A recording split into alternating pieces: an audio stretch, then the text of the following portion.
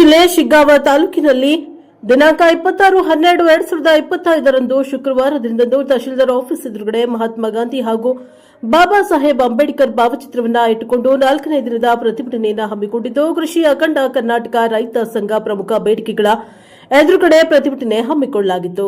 ಖರೀದಿ ಮಾಡಿದ ಸ್ಥಳದಲ್ಲಿ ರೈತರ ಗೋವಿನ ಜೋಳ ತೆಗೆದುಕೊಳ್ಳಬೇಕು.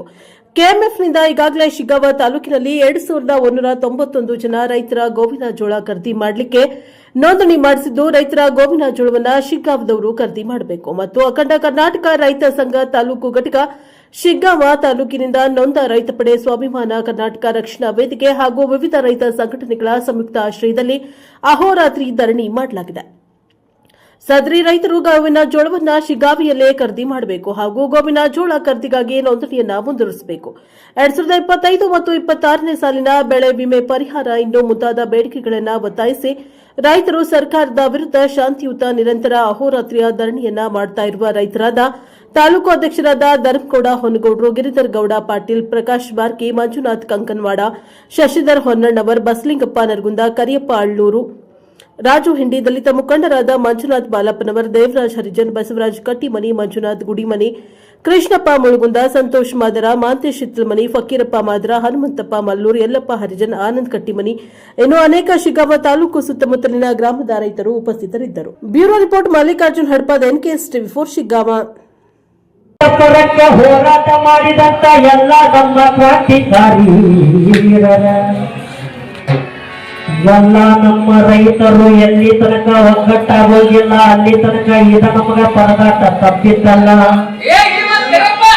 ಪಕ್ಷಪಾತಿ ಹಿಡಿದು ತಮ್ಮ ಜೀವನ ತಾವ ಕೊಂಡಾರ. ಯಾವ ಪಕ್ಷ ಇರಲಿ ಯಾವ ಪಾರ್ಟಿ ಇರಲಿ ರೈತರು ಒಂದಾದ ಮ್ಯಾಗ ಯಾವುದು ಎಂತಾದ್ರೂ ನಡೆಯಂಗಿಲ್ಲ.